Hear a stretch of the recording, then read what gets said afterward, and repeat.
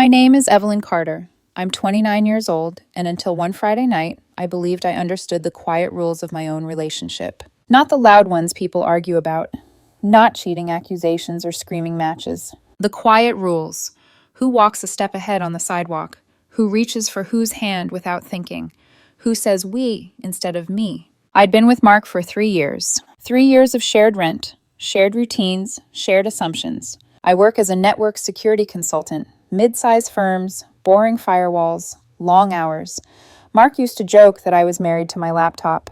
He worked in product development, charismatic in that effortless way that made people lean in when he spoke. We moved in together 18 months ago. Things weren't perfect, but I thought we were solid. That Friday started like any other. Mark had been talking about this party for weeks.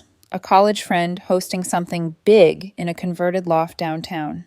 He was unusually excited, checking the guest list, asking what people might wear, mentioning names I didn't recognize. I didn't think much of it. Around 7:30 p.m., I was in the bedroom pulling on a clean blouse and jeans.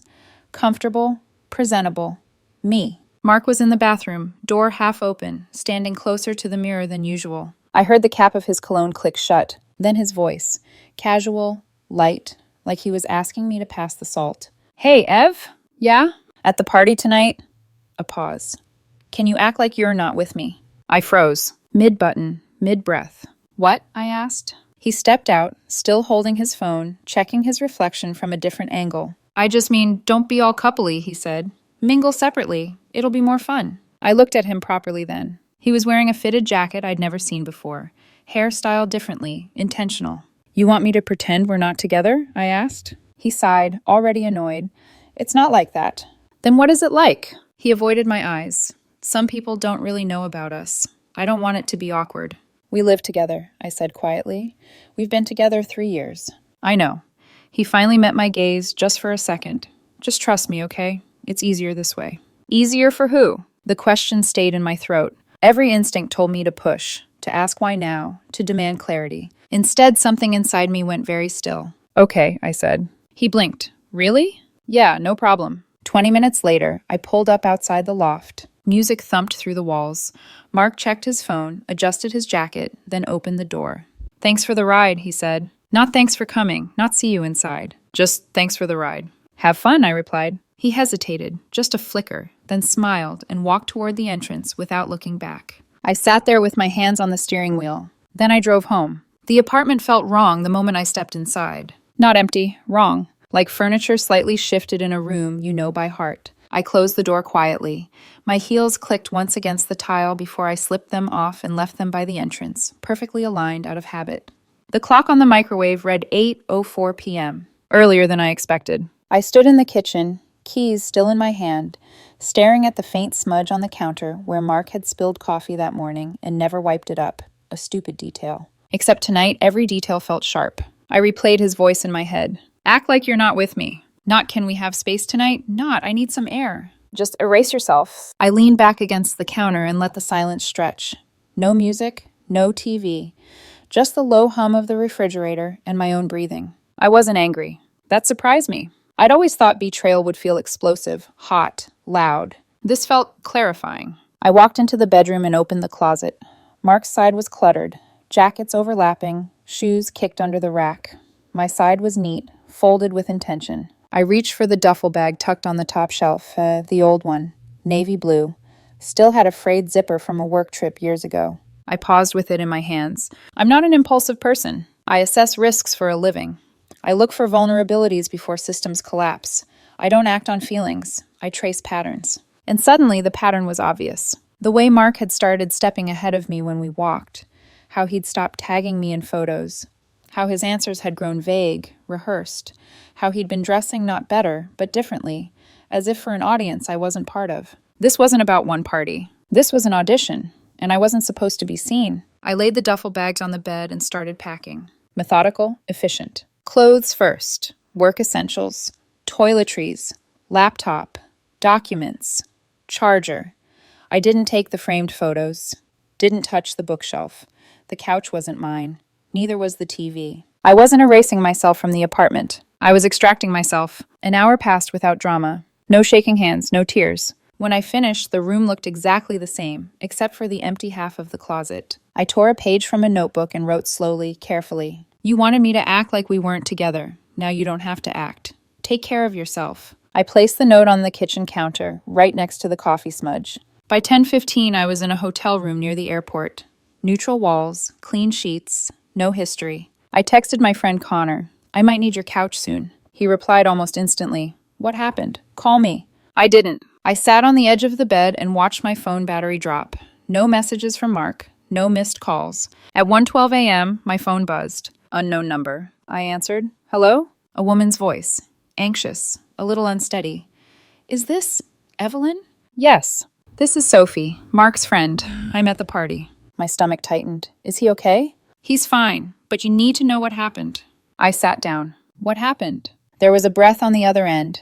Then words tumbled out. Fast. Guilty. There's this woman here. Claire. Startup founder. Rich. Confident.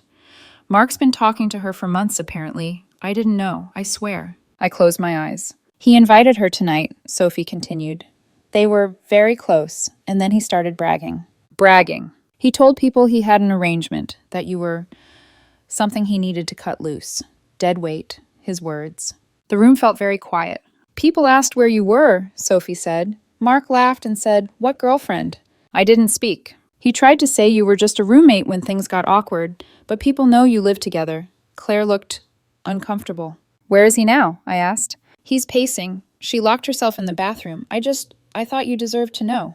I thanked her and ended the call. I looked at my phone. Still nothing from Mark. I turned it off and lay down. For the first time all night, my chest ached. Not from loss, from relief. I woke up to my phone vibrating itself off the nightstand. Once, twice, again. For a split second, I didn't know where I was. The ceiling was unfamiliar.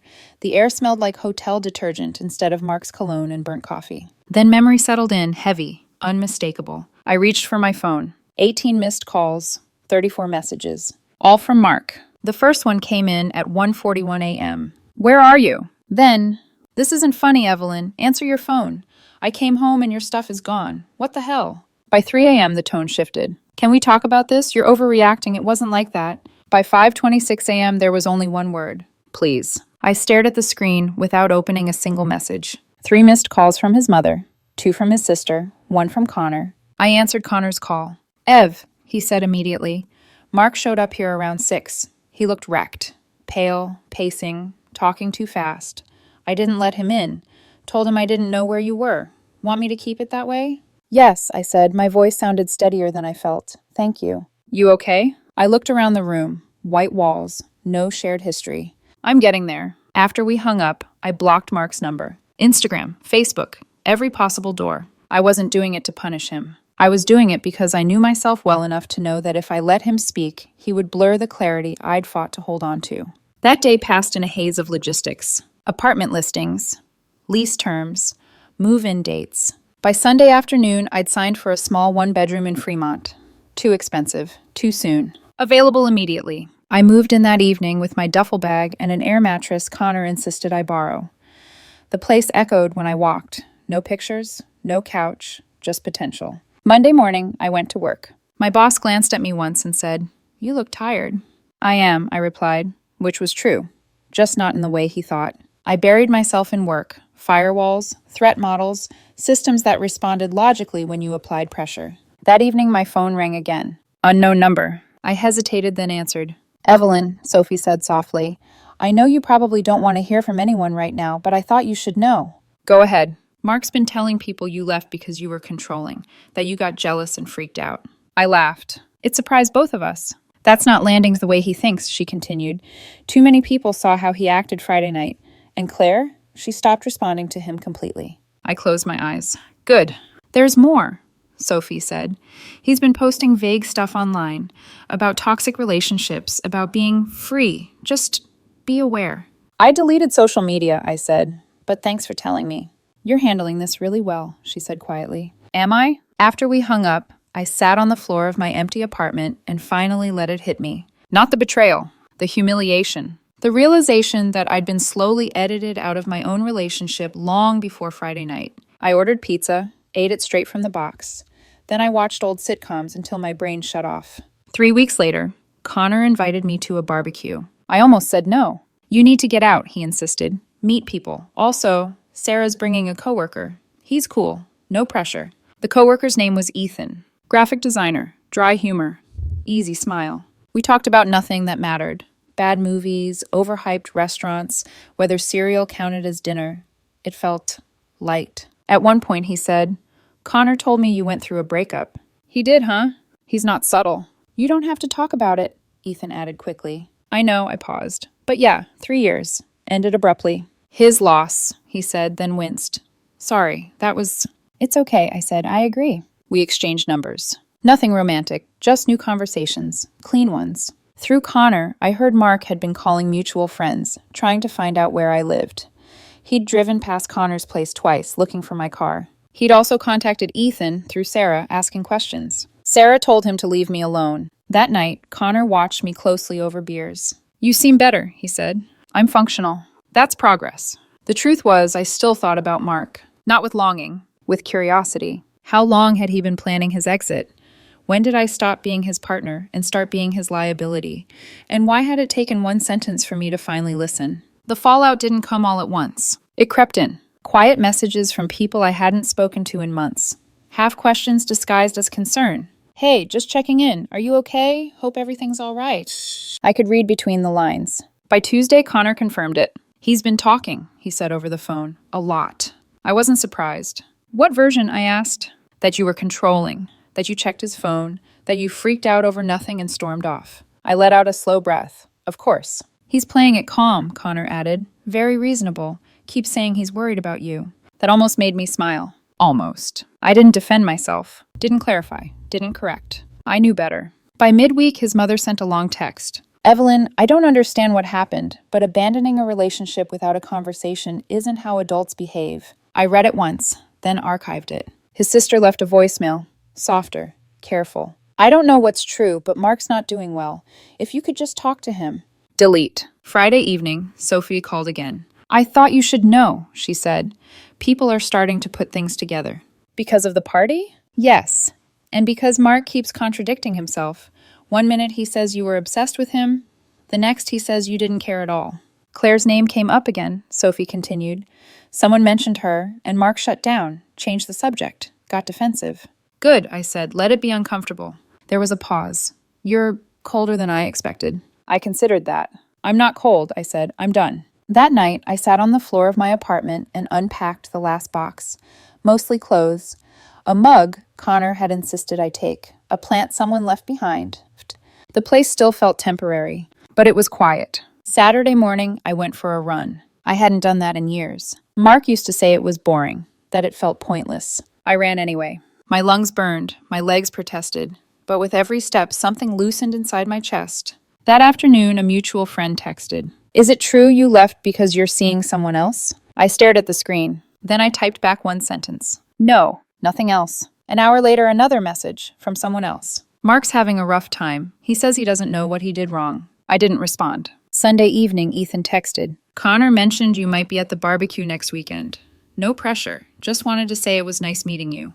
I looked around my apartment. The air mattress, the bare walls, the quiet. Then I typed back. It was nice meeting you too. No promises, no expectations. Just a door left unlocked. By the second week, Mark's story had settled into something smoother. Connor told me over coffee. He's adjusted the narrative, he said.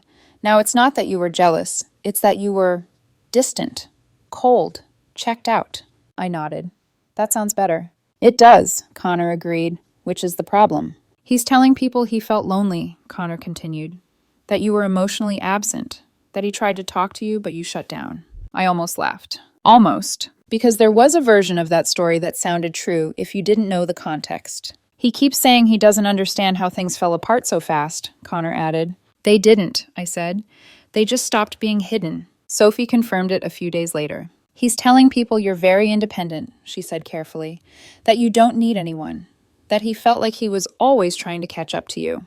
That must be hard for him, I replied. She hesitated. You're not upset? I am, I said honestly, just not surprised. What Mark didn't understand was that I wasn't trying to win the narrative. I was letting it collapse under its own weight, because the people who mattered had seen him at the party. had seen how quickly he denied my existence, how easily he replaced me in conversation, how eagerly he tried to impress someone else. By Thursday, Claire's name stopped coming up, Sophie told me quietly. She blocked him, she said. No explanation, just gone. How's he taking it? I asked. Sophie exhaled. Not well. He keeps saying he doesn't understand what he did wrong. I didn't respond. That night I ran again. Longer this time. Later, as I stretched on the living room floor, my phone buzzed. Unknown number. I didn't answer. A minute later, a text came through. Ev, please, just hear me out. No apology, no accountability. Just a request for access. I deleted it without responding. That weekend, Connor's barbecue came around. I showed up late, stayed near the edge. Ethan was there. He smiled when he saw me. Didn't rush over.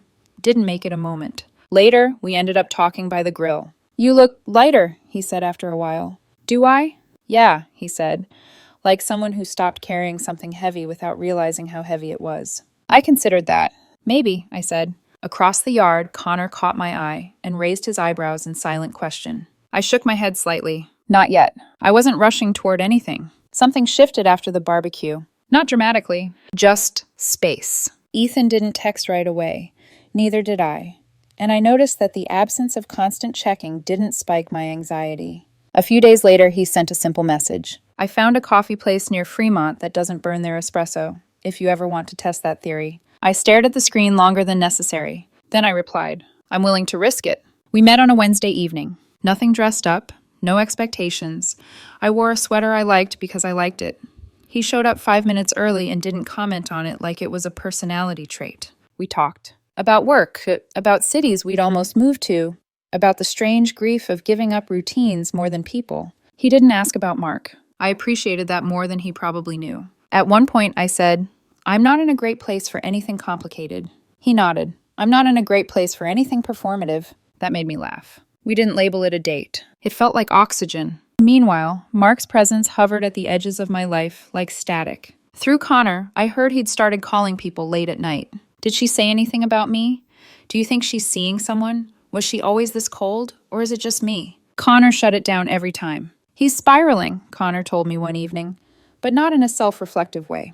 I know, I said. He keeps saying if you'd just talk to him, things would make sense again. I thought about that. I don't owe him clarity, I said. He had it. He just didn't like it. That weekend, I unpacked more boxes, bought a real bed, a lamp I didn't have to compromise on, plates that didn't come from a mismatched set his sister gave us. Saturday morning, my phone rang. Unknown number. I almost ignored it. Almost. Evelyn, a woman's voice said. Firm, familiar. It was his sister. I won't take much of your time, she said. I just needed to tell you something. I leaned against the kitchen counter. Okay. He told our parents you left because you met someone else, she continued, that you'd been emotionally distant for months and finally found an excuse. I closed my eyes. I don't believe him, she added quickly. I've watched him rewrite reality since we were kids. That landed harder than she probably intended. I just wanted you to know, she said. Whatever you decide to do, or not do, I see it. Thank you, I said, and meant it. Before hanging up, she added, he thought that party was going to change his life. I pictured it. The outfit, the confidence, the calculated detachment. And now, I asked? And now he doesn't know how to explain why it didn't. That night, I went for another run. Longer, faster. I wasn't running away from anything. I was running back into myself. When I got home, there was a message from Ethan. No pressure, but I'm seeing a documentary tomorrow night. If you want company without conversation, I'm your guy. I smiled. That actually sounds perfect, I replied. I set my phone down and looked around my apartment. It still wasn't finished, but neither was I. And for the first time in a long time, that didn't feel like a flaw. It felt like possibility. The call from Mark's sister stayed with me longer than I expected. Not because of what she said, but because of what she didn't try to do. She didn't ask me to forgive him. Didn't ask me to explain myself, didn't ask me to come back. She simply acknowledged reality. A few days later, Connor invited me over for dinner. Nothing fancy, takeout, mismatched plates, the kind of evening that didn't require emotional armor. Halfway through, he leaned back in his chair and said, I probably shouldn't tell you this. You're going to anyway, I replied. He smiled. Yeah, Mark can't afford the apartment anymore. I didn't react. He tried to convince the landlord to renegotiate, said you'd be back soon. That it was just a misunderstanding. And, I asked. And the landlord asked for proof. I exhaled slowly. He's been borrowing money, Connor continued. from his parents, from friends. He hasn't said it out loud, but I think he assumed you'd cave before it got this far. That part hurt more than I expected. Not because I felt guilty, but because it confirmed something I'd been circling for weeks. He hadn't believed I would leave. Not really. To Mark, my presence had always felt guaranteed, stable, predictable.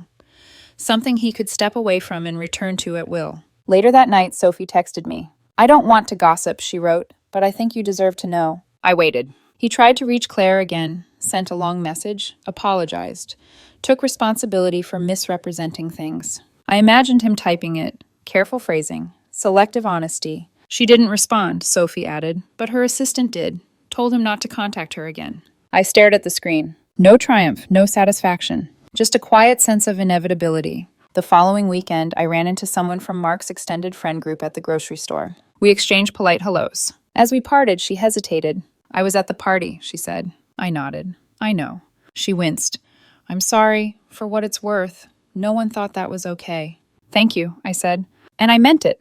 By Sunday evening, I felt settled. Not healed, not resolved, but grounded. Ethan came over with takeout and a bottle of sparkling water. We ate on the floor because my couch hadn't arrived yet. At one point, he asked gently, "Are you okay if I ask something?" "Yes." "Do you miss him?" I considered the question carefully. "I miss who I thought he was," I said, "but I don't miss being with him." He nodded. No follow-up, no analysis. That mattered. Later, after he left, I checked my mail. Among the usual envelopes was one I didn't recognize. The handwriting was familiar. Mark's. I stood there for a long moment, holding it. Then I set it on the counter, unopened. Some truths arrive late. Some apologies arrive after the damage has already been done. Whatever was inside that envelope, it wasn't going to change what I'd already chosen. I didn't open it right away. I moved it once, from the counter to the desk. Then again, from the desk to a drawer. Each time I told myself I'd read it later. Days passed. The letter stayed. It wasn't avoidance. It was restraint. Because once you open something like that, you can't put the words back where they came from. On Thursday night, after a long run and a quiet dinner, I finally sat at the desk and pulled the drawer open. The envelope was thin, 1 page, maybe 2. I recognized his handwriting immediately. Tight. Controlled. I opened it. "Evelyn, I don't know how to start this without sounding defensive, so I'll just say it plainly. I'm sorry." I paused there. Not because the words surprised me, but because it didn't. I made a series of selfish decisions. I told myself they didn't matter because nothing had technically happened yet. I see now how dishonest that was. Claire made me feel exciting, chosen, valued in a way I didn't realize I was missing. I convinced myself that meant something important. There it was. Not love, not connection. Validation. I know I hurt you. I know I embarrassed you. I don't expect forgiveness. I just needed you to know that I see it now. I read the letter twice, then once more, slower. He didn't ask me to come back, didn't promise change, didn't beg. It was contained. I folded the letter carefully and placed it back in the envelope. Then I put it in the drawer again. Not because I was undecided, but because I didn't need to respond. That weekend, Connor asked me over for drinks. "Do you feel like you got closure?" he asked, casual but curious. I thought about the letter, the party, the silence that followed. "I don't think I need it," I said. He nodded slowly. "That's probably healthier." Sunday morning, I woke up early and went for a run before the city fully stirred. The air was cold, clear. I ran past places Mark and I used to go together. Cafes, corners, familiar turns. None of them reached for me anymore. When I got back, my phone buzzed. A message from Ethan. "I'm making pancakes. No expectations, no pressure. Just thought I'd ask." I smiled. "I'll bring coffee," I replied. As I got dressed, I caught my reflection in the mirror. I looked calm. Not guarded, not braced for impact. Just present. The strange thing was, I wasn't angry anymore. That first night, driving home alone after dropping him off at that party, something had shifted inside me. Not rage, not heartbreak. Clarity, a quiet certainty that I deserved better than someone who needed to hide me in order to feel important. That certainty had stayed, and it wasn't going anywhere. Connor mentioned closure again one evening while we were assembling my couch. The instructions were confusing. The screws didn't line up. "Do you think you'll ever talk to him?" he asked, not looking up. I tightened a bolt. "I already did." "When?" Every time I didn't respond. He glanced at me, then nodded. Fair. What people rarely admit is that forgiveness and access aren't the same thing. You can let go of anger without reopening a door. I understood Mark now. He wasn't evil. He wasn't a villain. He was a man who wanted options. And I was the option he assumed would wait. That realization was enough. One afternoon, while sorting through old files on my laptop, I found photos from the early days.